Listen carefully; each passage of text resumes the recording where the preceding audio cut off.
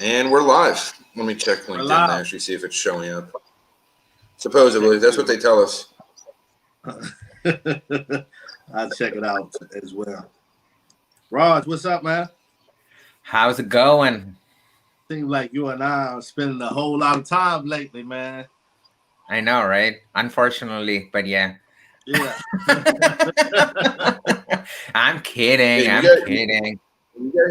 You guys are like stuck with each other, right? You guys do clubhouse together. You guys are like reminds me of that TV show Bosom Buddies from the 80s. Or maybe that was the 70s. I don't know. I'm old. We should have a TV show, man. It'd be awesome. An Indian dude, a brown dude, and then an African American born and brought up here. And, you know, we should have a show like that. I think that'd be pretty awesome. Yeah. Speaking into existence, right?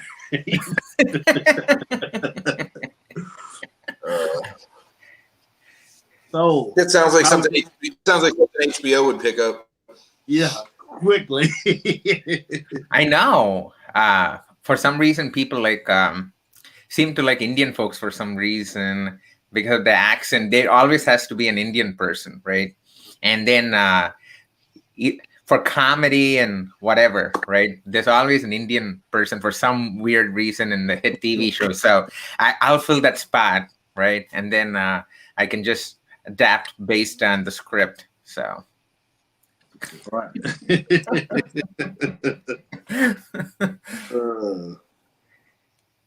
Thank you. Thank everybody for joining us in the comment section.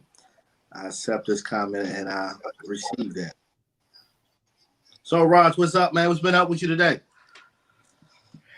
So, for some weird reason, I wasn't feeling that great. So, I was just lying in my bed till about 2 p.m.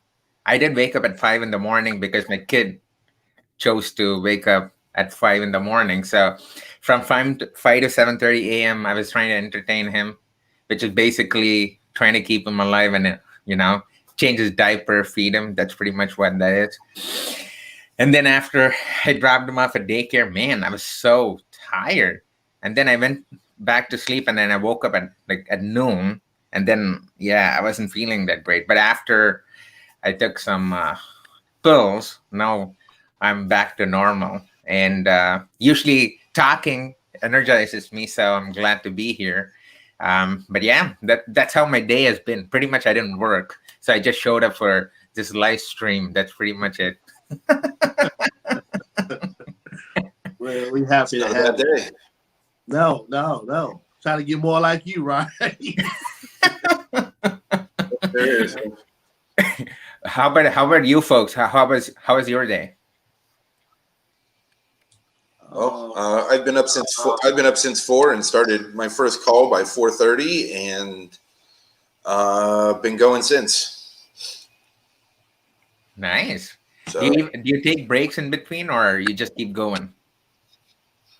It depends on the day. Today I got a little bit of a break in the middle of the day. I've been doing much better with time blocking and blocking out some downtime so that I don't burn myself out. Obviously cut back on my live shows quite a bit so that doesn't burn me out, and just juggling 3 kids and trying not to get my ass kicked by them. How about you, Jaris? How was your day today? Pretty smooth, man. I'm waking up now, feeling better than ever. I really have learned to set the tone to my day before my day gets started. So I was dealing with some stuff I had going on. It was making me kind of feel bad. But now I'm learning to embrace this new growth that I'm on. So, man, I don't want to be like that, but I'm feeling good. I had no problem today.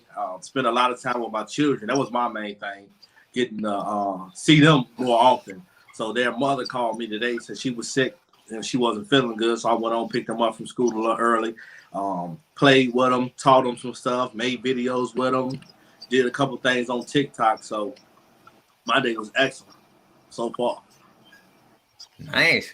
Man, all this while I thought I was actually pretty young and vibrant, full of energy.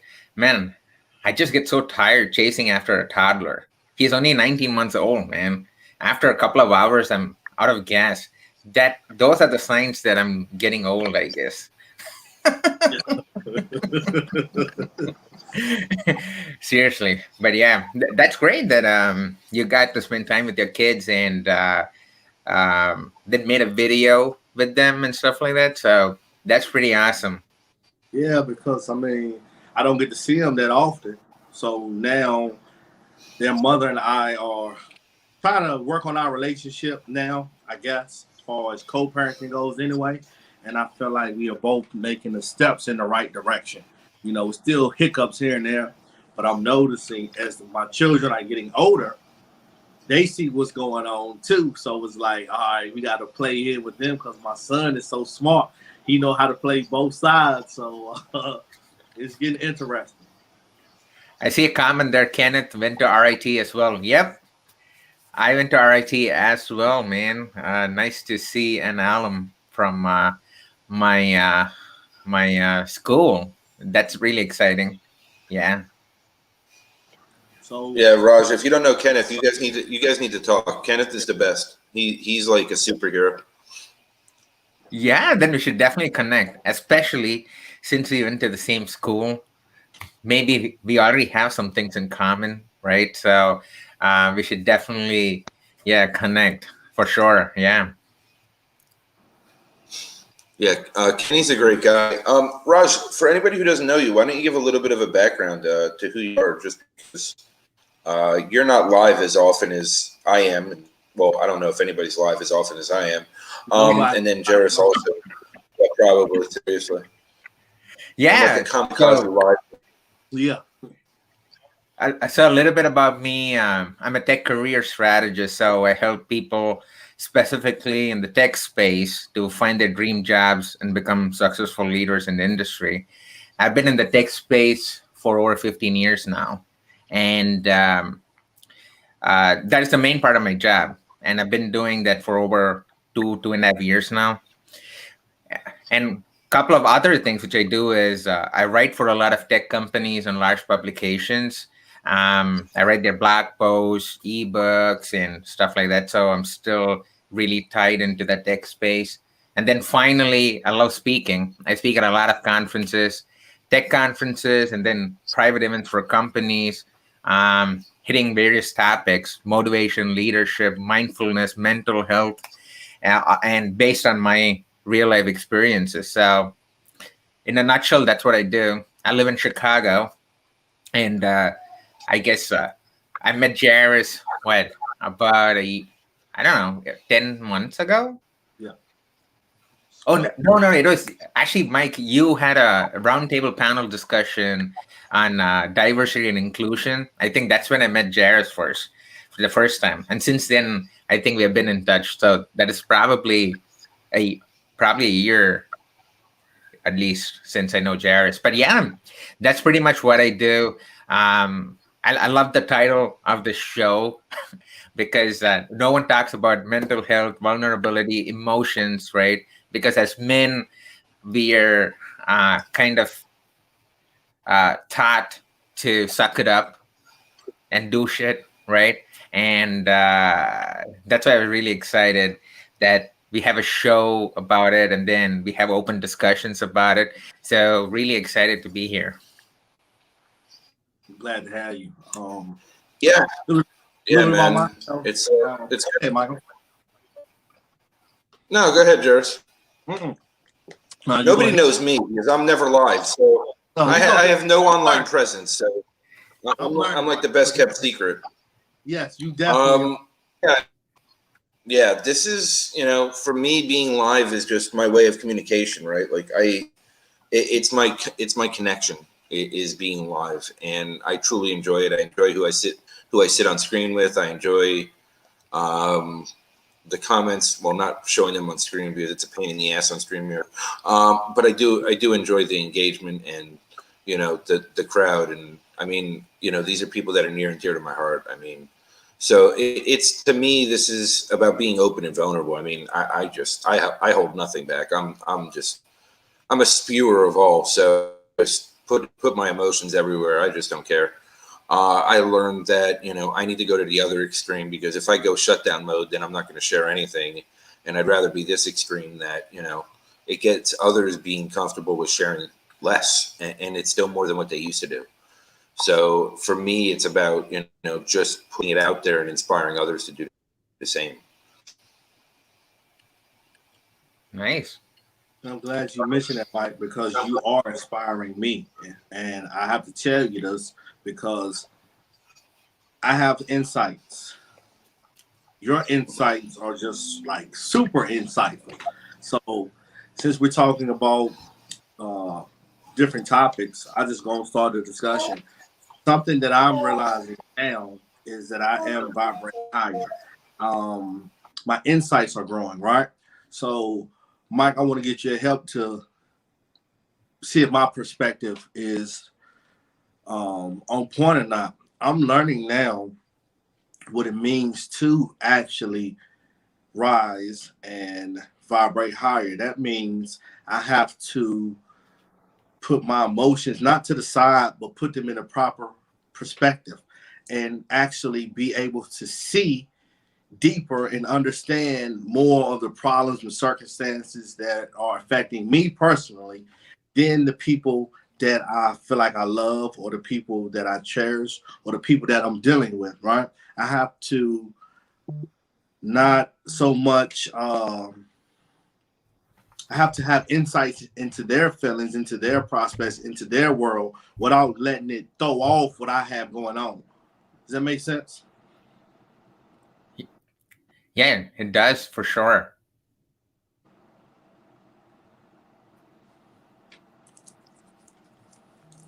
I'll tell you, it never fails. Sid finds me when I'm live. I'm telling you, this girl is like ridiculous.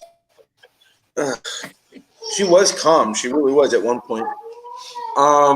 Apparently she bit her finger and now it hurts.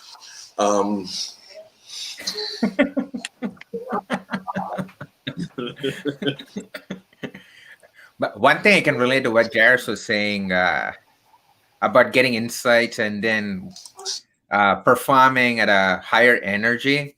So when I was actually growing up, I thought positive vibes, positive energy, all those things were woo-woo stuff, right? I'm a really skeptic guy.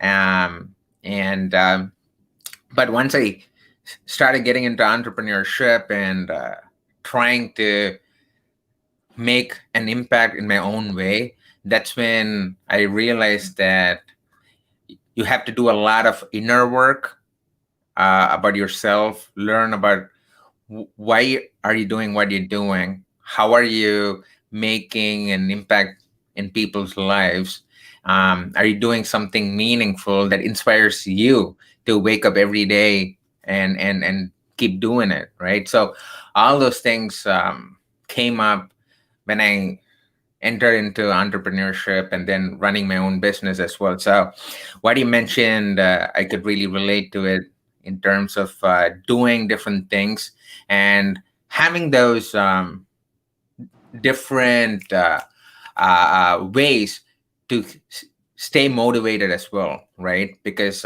if you want to have and perform at a high level and have positive vibes and have positive energy, I think you need to treat your mind and body with the same intensity as well. So so yeah, I totally relate to it because uh, I've gotten to whole mindset and mindfulness and all those things only in the past 3-4 years. But before that, I was a totally different guy, right? Of course, we can talk about some of the things and which I had to go through, but just wanted to mention, Jaris, yeah, I do relate to what you were saying. Yeah, because I'm like, the more I make a conscious effort to understand who I am, I'm understanding different roles and different duties. But a question that I want to propose to you guys is, how are you all creating balance in your personal life? Because we do have a few common things in common, but I mean, as far as speaking on how we creating balance with our children.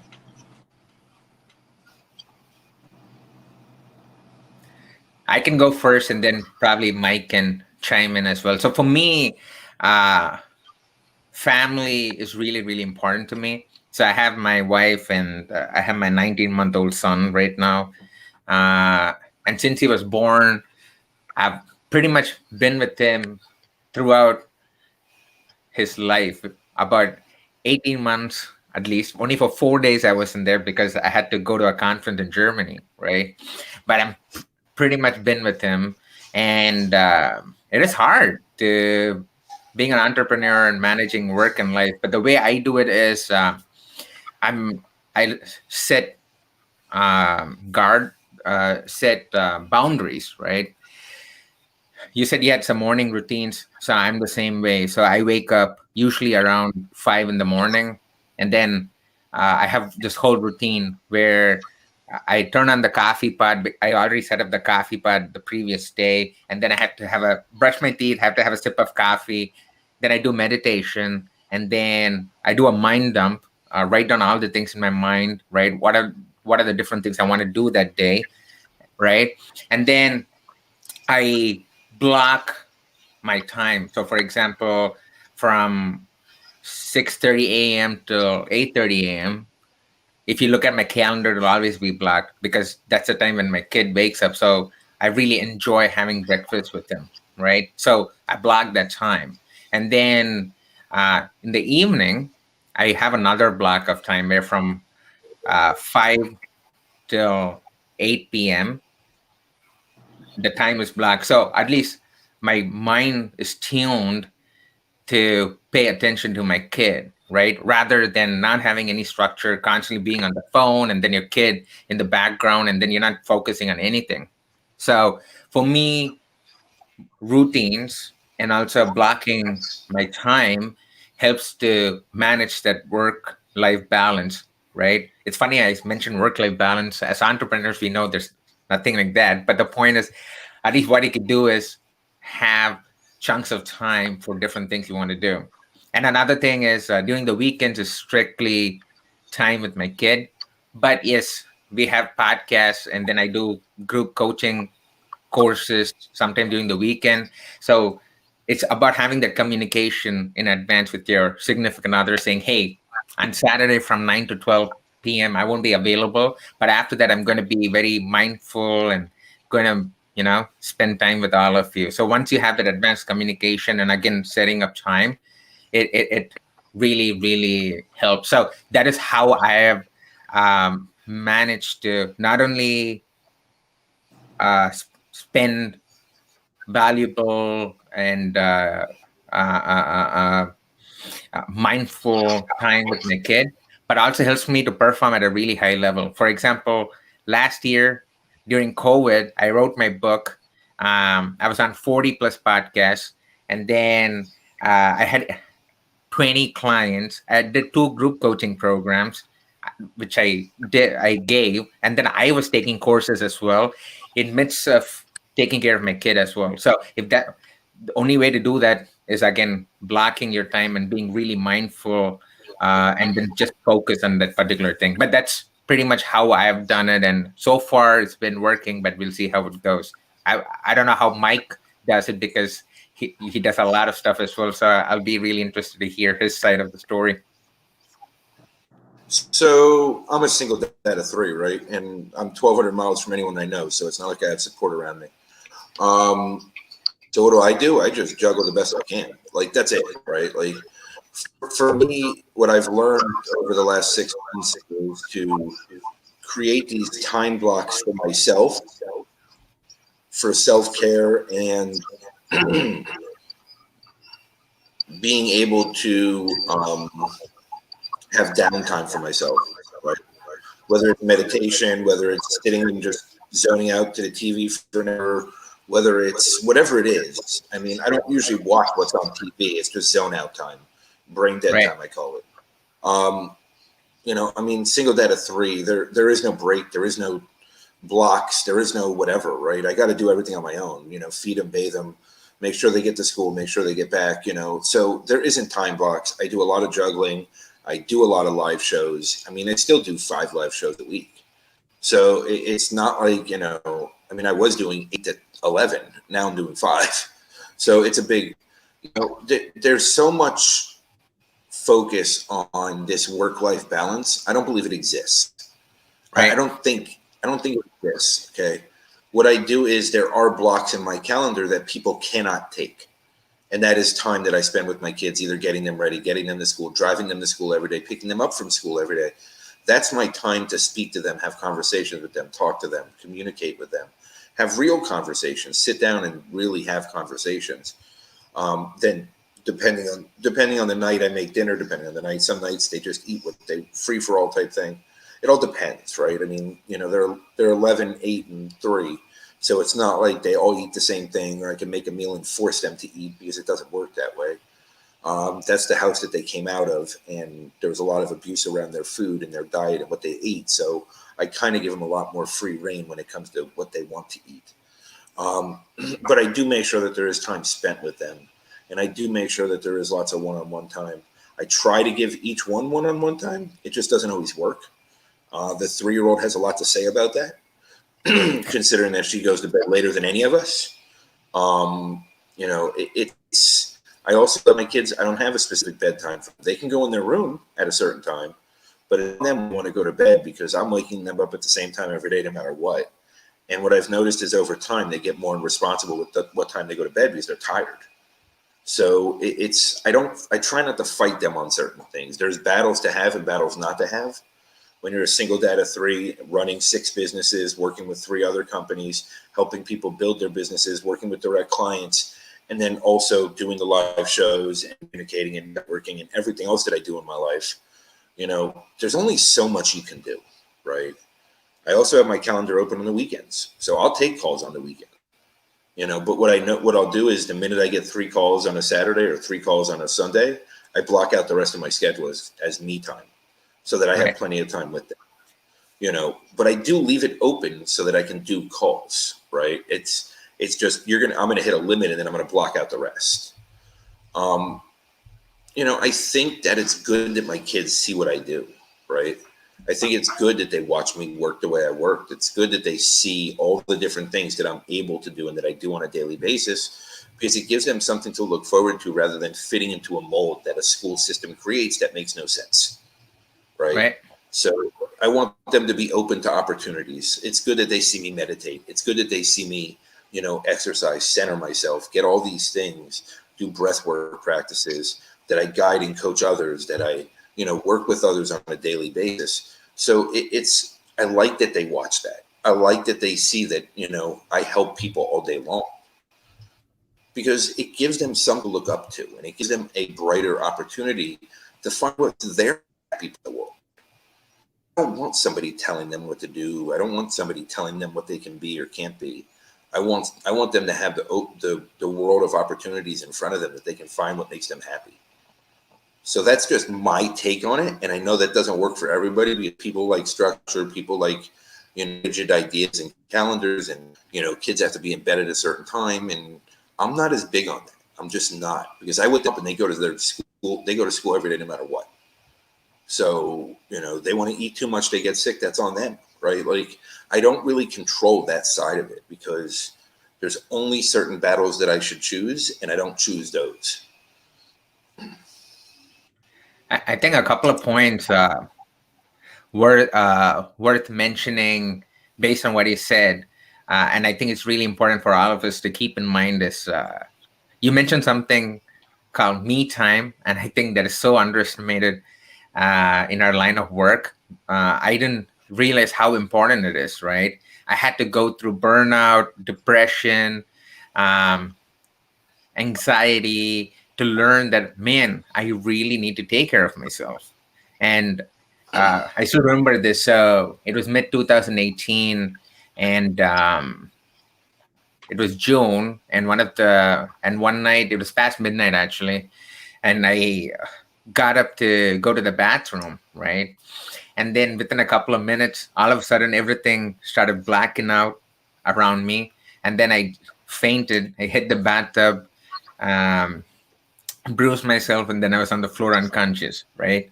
And then my wife, she noticed that I wasn't back, and it was about 25 minutes since I went to the bathroom. So she comes there and then sees me unconscious on the floor, and then, she screams and puts water, and luckily I regained consciousness, but I wasn't able to move. So she drags me from the bathroom and then puts my back against the wall. And then I went to the ER, right? And to cut a long story short, I suffered severe dehydration, um, anxiety, and then I suffered burnout as well.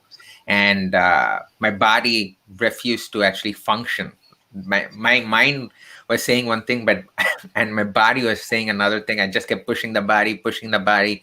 It's also because of my trauma, and the society saying, "Hey, you're a man, suck it up. You know, you could do it. You could do it." So I think for the first 12 years of my career in tech, that's what I was doing. I never had me time, and I just kept focusing on, I need the fame, I need the credibility. I want to prove to people that I could do this, I could do that.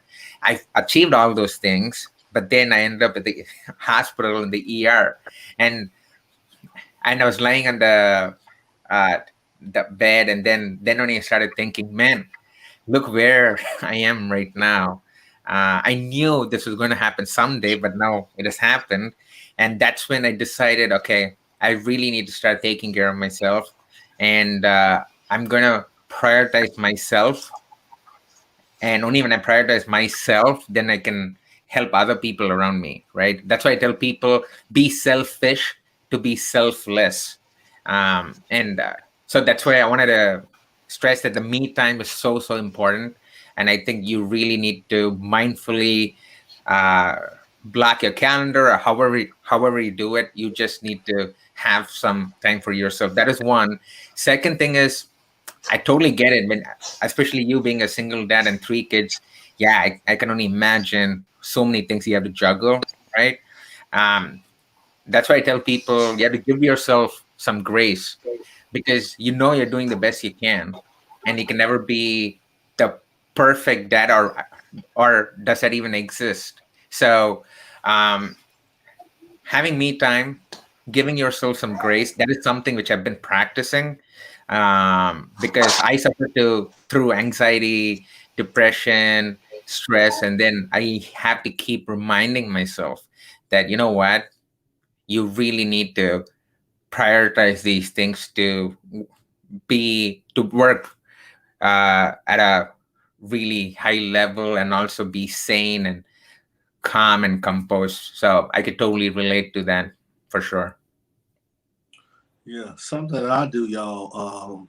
Like I said, I get up, I do prepare myself before the day is started, but it's like a um, formulated method to my madness. I make sure that I check my calendar, I handle my business. I have obligations that I have to do daily, but for the most part, I just go with the flow. As long as the structure part of my life is on point as far as my business, I already know in my mind what's important to me, making sure I check on my mama, my children, and some other family members. I'm practicing now self-love and self-care. And like you said, Raj, being more selfish, because I was always go-to person, being pulled in many directions. So now I'm backing up off that. So it's like the last 2 weeks, I'm like not lost, but I'm trying to find myself, because I don't know what to do. Because if it's not, I don't have any clients to work with, if I'm not on Clubhouse or posting some content on LinkedIn, if I don't have any clients or guests, as we call them now, that I actually do have a lot of time alone. And I do use that time to check on my family members. But right now, I'm learning more about myself. I'm meditating more. I'm spending time alone, looking at some of those things that I had in my closet, some things that I've tucked away in my mind for years, thinking that, they were just going to go away. I'm now facing those things head on. So I think I want to get busier. And I know that when that time comes, because it's coming, that I'm going to take some of these ideas that you all are saying, as far as blocking off time, making sure that, this time is specifically for this. But Because for right now, I don't have a lot going on. So my time is very free for right now. And I am somewhat flexible. See, and I want to say something, right? Like, I was always the type of person that had to check up on everybody else. So for me, I was always the type of person that first thing in the morning, I immediately texted like 10, 20, 30, 40 people. How are you doing? How's it going? Good morning. You know, I realized that it's not that I don't care. I do care, but part of putting me first was taking that time back to me, because I put a lot of time and energy into that. And it's not that it wasn't reciprocated, because it always was, always. And Jaris is one of those people. Jen's one of those people. I mean, you know, there's a lot of people that I care about, that are family to me. And, you know, for me, it was hard to stop doing that. But it was one of the things that I was putting pressure on myself, that I had to be present. I had to do this at this time. I had to be the person that always got everybody's day started, you know? And the other thing that I really stepped back from also was completely social media. Other than my live shows, I think if I comment on 2 posts a day on any social media, it's a big deal. You know, I'll go do a like, I'll do a reaction, I'll do things like that. But my energy is so important to me right this second, because my 3 kids, myself needs to come first. I'm still healing from my last thyroid flare up, all these different things that I need to make sure that I am okay first. Right. And I took this enormous step back from social media, because I mean, there was a point in time, like I'd say probably 5 years ago until October of last year, that I was consistently commenting on 100 posts, other people's posts a day. And I was also posting every day. And at some point, it became like a full-time job where I felt responsible to do it. And it was such an energy drain for me, because I'm such a deep and true empath, that it was really just eating me up at my core. And I started taking steps back in November, December, January. And now I don't even open the app. I comment every once in a while. I do a bunch of reactions sometimes when, you know, I'm in that downtime moment, and I just scroll a little bit just to see what's going on. The other thing is, there's so much noise out there between social media and news, and it's misinformation, that I'd rather say, hey Siri, Google what's going on here, and find me real direct information, rather than secondhand or other people's opinions, and allow those opinions to get into my headspace. These days, I'm very tight on what I allow into my headspace, what I listen to, what I put into my mind.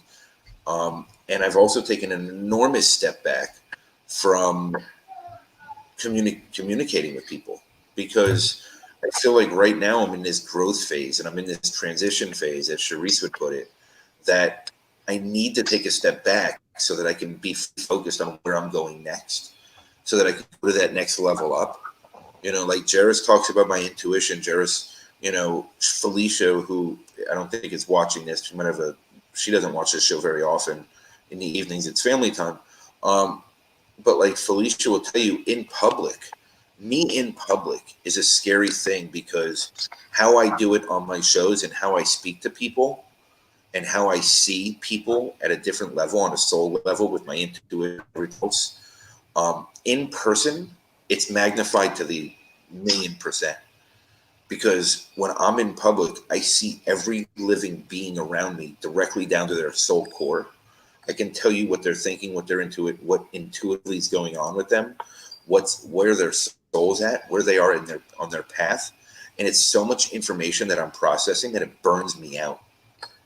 So I'm really in this kind of hibernation mode, I would call it, to where I've taken a step back from everything, so that I can really focus my healing journey and my path right now, so that when I get past this transition phase that I've really been growing through, I can be my best self for everyone else again. But until I get through this phase, I'm really just head down focusing on me. And people could say that's selfish, but if we're not taking care of ourselves, then we can't help anyone else. One thing which hit me when you said that was I'm that type of guy as well, because I thought I have to keep doing this so that I can take care of that person, take care of this person. Oh no, I'm answerable to them. But then later I realized that I have made up all those assumptions about things, right? We think, okay, we are responsible for another person's happiness and well-being, but our mind has been trained to think like that. And a part of that would be, I came to this realization that not everyone is watching every step you make, because everyone has their own problems, right? And I felt that, oh man, if I take this step, what will those folks feel? If I take this step, what will these people feel? But no one gives a shit, because the point is, everyone has their own problems. And at first the focus will be on you, and then there'll be another problem, and then people start focusing on the other problem. And that's how the world is. And everyone has their own life to live. So when I started realizing that not everyone is watching every step I take, and I'm answerable only to myself, that's when the true transformation happened for me. And then I got more uh, uh, uh, uh, I became more peaceful in my mind and the way I do things, and I didn't have this baggage holding me down. Right. So the second thing you mentioned was you don't uh, you're not on social media, and you don't follow the news and stuff. It's hilarious because I do the same thing. I actually block time on a daily basis called social media time for 30 minutes to force myself to be on social media. I'm so bad, but I have to be on social media for multiple factors, because I'm a speaker and writer, etc., etc. But I actually have block of time called social media to be on social media. I don't know how people are on social media 24/7. I really don't understand. And Jaris knows this. Even for Clubhouse, I literally have time from 3 to 5 on Wednesdays and Fridays. Otherwise, I don't do Clubhouse. So again, it boils down to your priorities. So what is actually important, right? And then you really need to figure that out. Where are you spending your time? Is it being useful? Are you being mindful of what you're doing? Those are all the questions you need to ask. And I started watching news, I think in 2016. And if something which I need to know, then my wife tells me. Otherwise, I'm pretty much in my own world and just doing what I'm doing. So yeah, I can relate to the stuff which you just mentioned. So Yeah. It's just ironic to me that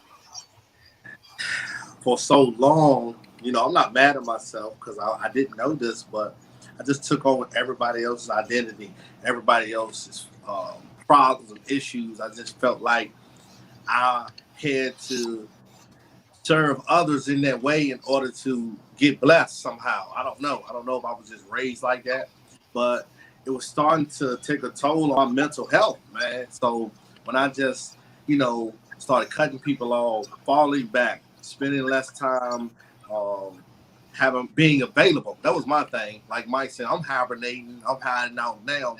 So I'm not available like I used to be. And I can tell y'all, minus few other situations that I have going on in my life, I've never felt so great, so positive, and just so I just feel so good about myself. And I go through those little phases where depression sometimes creeps in, but I have a strong reputation for people that know me. And I give you an example. This girl just stopped me like 2 days ago, and she hugged me and she said, "You looking so good. I can tell you feeling good. Keep your head up." And I was just like, "I appreciate that." So the next day, she saw me and she was like, "Good morning." But I was stressed out about some of my employees not working. So I spoke to her, but I didn't, I wasn't pleasant and I wasn't smiling. And she stopped me and she said, "Hold on. You teaching me not to be like that. Smile." So we did it all over again. She said good morning, and I spoke back to her, and I smiled. And I'm learning now that that's the type of energy that I have to give off and be conscious more and more that I'm giving off that energy, because that is who I'm representing. And my life, this journey that I'm on now, I'm really starting to understand there's something better for me because it's like I'm almost being pulled in the right direction. Even if I'm trying to fight it sometimes, even if I try to go against it, somebody's going to show up in my life and say, you know you're supposed to be doing this. And I'm like, I can't even sneak. I can't even cheat the system. And let me let you know, Mike, I don't know if you know this, but I'm pretty sure you probably do. Those times I was down, man, when you used to text me in the mornings. So I appreciate you doing that. And I'm letting you know, man, yes, take some time off and get yourself together because you put in a lot of good work. I look at myself, for lack of a better word, as a student sometimes when it comes to you. And I'm like, yeah, you deserve to get yourself together because you were pushing me. Every morning I would just wake up with stuff on my brain, negative thoughts. And I roll over and see that text message and you be like, all right, light and love. I will never forget none of that stuff. And you had no idea that I know that I was going through some issues, but you are single-handedly making a difference. And I always feel like I'm not trying to save the world. I'm trying to make sure I save myself. But in that process, if I can help one person, and I know you've affected and helped a lot of people, Mike, but I'm single-handedly somebody letting you know that I have felt the effects of the good work. So, Hey, buddy, how's it going? What's up? Hi. I'm not going. It's Jenny. Nico. Yeah. This is boy. Sid, you're on the road. Yes. Can you please? So I was hunter. You can hang out. Yeah. Yeah. You got a good daddy. He's very special. I'm Melva. Good. We love him too.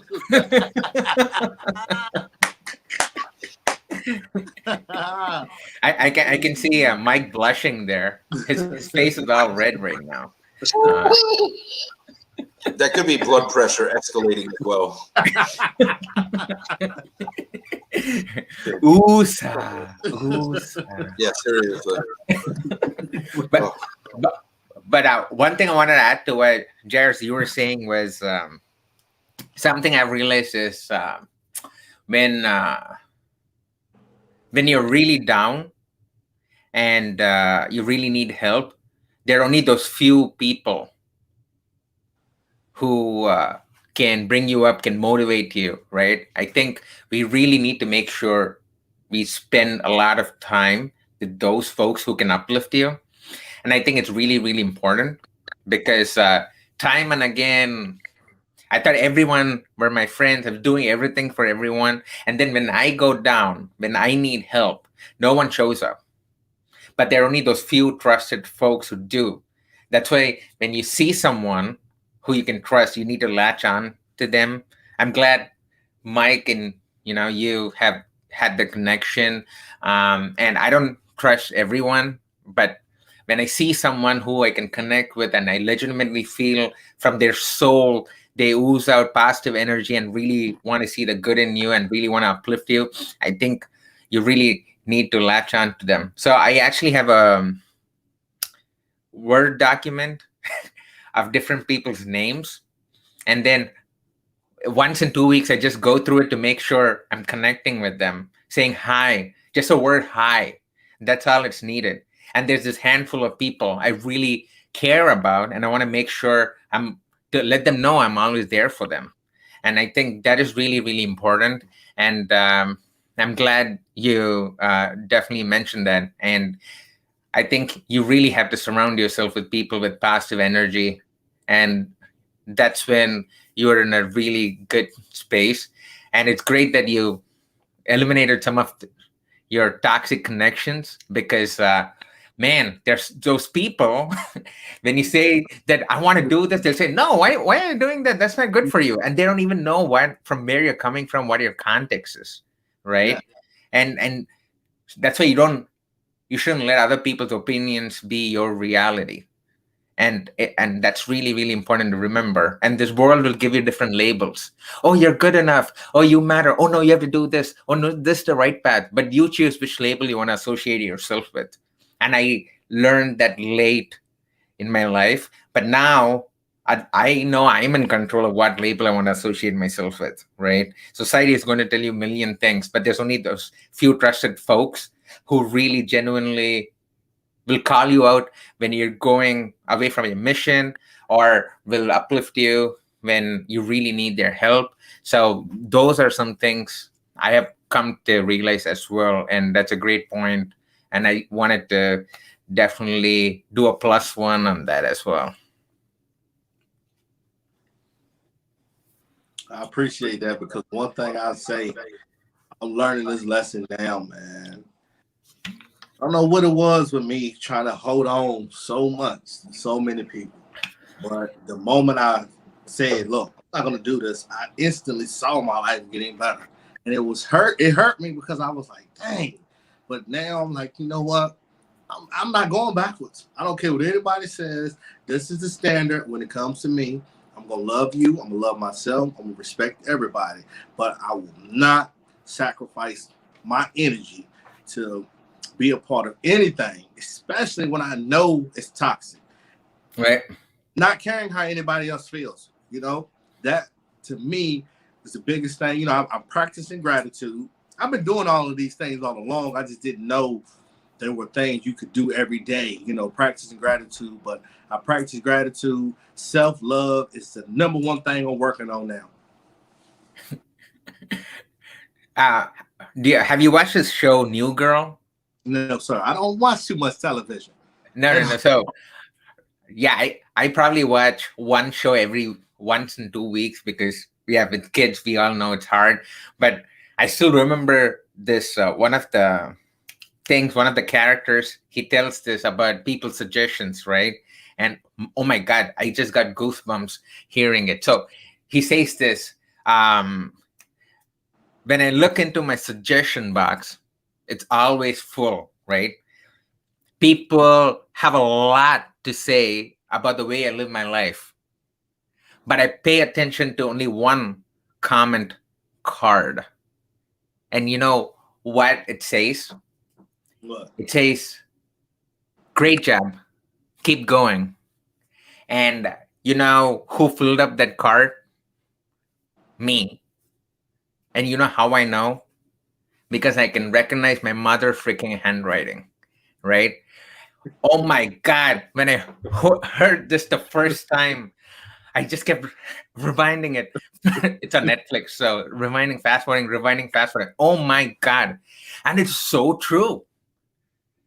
We have so many people telling you how to live your life, and you have to figure out which path you want to go in, right? And for me, it was particularly really hard, particularly because I grew up in this really conservative southern a family in southern part of India, right? And all my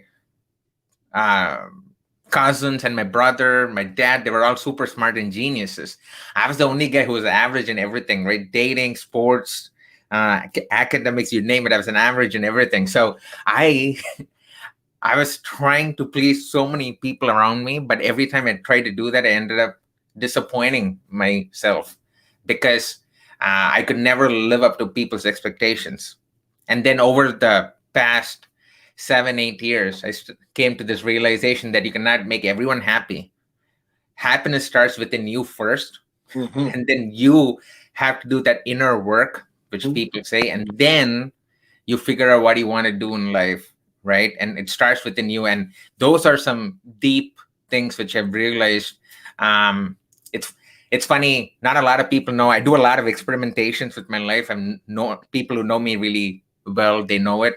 Every year I'll do something extreme. So in 2017, for 4 months, I did a journey of self-exploration where I read 30 books, I listened to 150 podcasts, and I didn't work. I just did this for rediscovering myself, right?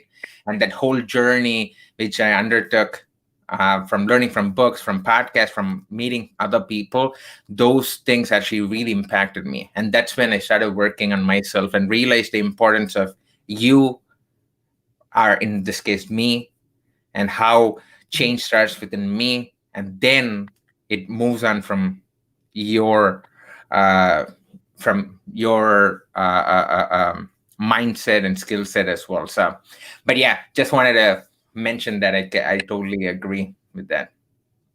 Yeah, I mean, I'm serious. I'm gonna keep saying it again.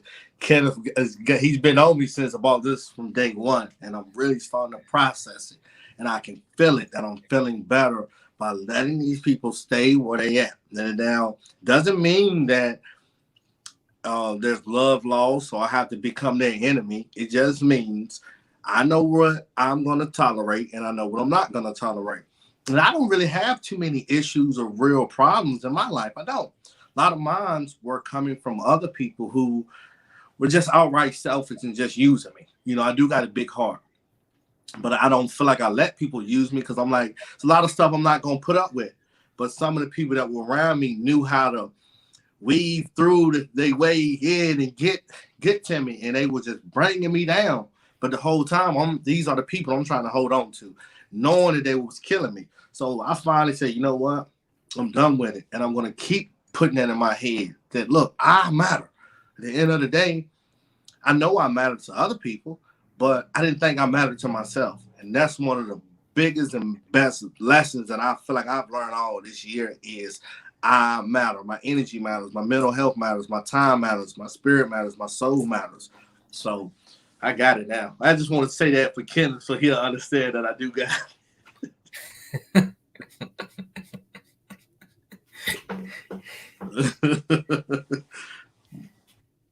But it's hard though, you know, it's hard when you're trying to do the right thing. You have to look at, like, I had to reanalyze, like, what is doing the right thing, you know? Sometimes I was raised that, you know, you had to do this and you had to do that. But I'm like, Kenneth, I'm not letting nobody use me no more, damn it. And it is what it is. I ain't to even think that way. I feel good about myself. I feel like I'm taking a breath of fresh air because I was being played, man, right to my face. And I knew it to a certain extent. But now, being a man, having this conversation, I can admit to that. I have been used and abused, but no more. And just like Mike, that's why I started being an open book. When there's something which doesn't align with what I'm trying to do, or if I know that been taken advantage of, then I would say, hey, this doesn't seem right to me, right? If you were in my situation, what would you do? Yeah. So I reverse the roles and say, okay, what would you do if you were in this situation? Would you say yes to this? And when I reverse that question, a lot of times, most of the times, people struggle to answer me with a straight face because they know they're doing something wrong with me, but then I reverse it to them. So most of the time they would say, yeah, probably not. I won't do that. Okay. So then you have there you go. That's the answer. I'm also not going to be doing that. Right. So that's a strategy which I've actually learned. We're reversing what that person is saying to you. And very rarely a person can lie to you with a straight face when you reverse that question. I don't know, Mike, whether you have had situations like that, trusting people, and I don't know what you do to prevent yourself from getting into things you don't want to do. I mean, my whole life, my intuition has been off the charts, right? But my empathy is what I used to live my life by. So it would always make me see the best in people and want to believe the best in them, no matter what my intuition said. It put me in lots of bad situations. I've had over $60 million in business stolen from the last 15 years. Literally over $60 million stolen from my companies in the last 15 years. So, I mean, yeah, I've been through it, right? What it's come to over the last year is I'm living into my core value every single day, and I'm hyper acutely self-aware of any of my wiggles or wobbles off of my core values. And as long as I stay within them, I realize I don't need to control outside circumstances anymore. I've allowed people to be who they are, come into my life and leave as easy as they want. And I don't need to save everyone. I don't want to save everyone anymore. I'm not looking to save everyone. And for me, it's come to a point where, I'm at this really peaceful, centered place of allowing, right? Like last night I cried for 2 hours because I had emotions that I just needed to flood out, right? Like just things that I needed to let go of and release. And I did, I mean, there's no shame in that, right? It wasn't that anything happened bad. It wasn't that there was any chaos in my life. I needed to release some emotions. So I did, right? And to me, that's healthy. Yes. To me, it's healthy compared to any of my old escapisms, right? Like whether it was my porn addiction, my sex addiction, my strip club addiction, my drug addiction, alcohol addiction, work addiction, right? Like I would just, anytime I used to get uncomfortable after I was sober, it was either, the porn, the sex, or any of those things. But once, I would also go into a workaholic mode and I would open another company. Like there was literally a point in time I had 13 companies because every single time I got uncomfortable, I opened a new company because my creativity would pour into it. And it felt like a healthy way to do it. But again, it was just another escapism. It was running from myself. So what I've learned over the last year is just to sit with myself, right? And create those time blocks to process, release, allow my emotions, my thoughts, journaling, meditation. I mean, getting the thoughts out of my head is huge, right? And killing narrative, my subconscious crushes me. My subconscious is like my old patterns and behaviors. So what I've learned to do is be hyper acutely self-aware to them. That way, when my old habits, triggers, patterns, or behaviors would kick in, it would they would used to create narratives in my head and try and create chaos for me. So what I started doing instead was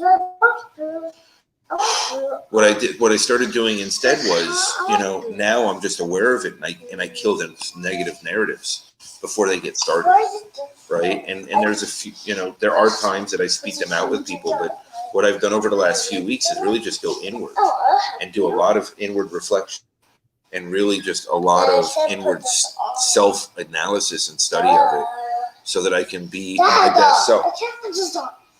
So that I can be my best self on a daily basis, right?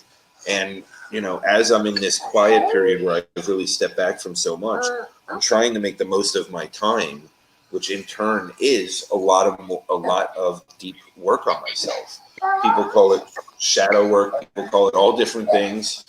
And whatever you want to call it, it's all the same thing, right? Like I go to a soul level and I'm clearing out my soul and I'm clearing out my emotions and aligning my heart, soul, and mind, right? So that I can live into my soul-centered life the best way on a daily basis.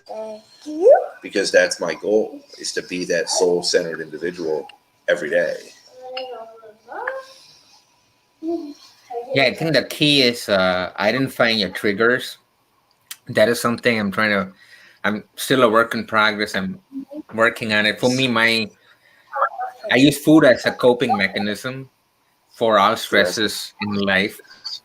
And whenever I don't feel like confronting my emotions, then I go to food, because food is what helps me to give that temporary release, right?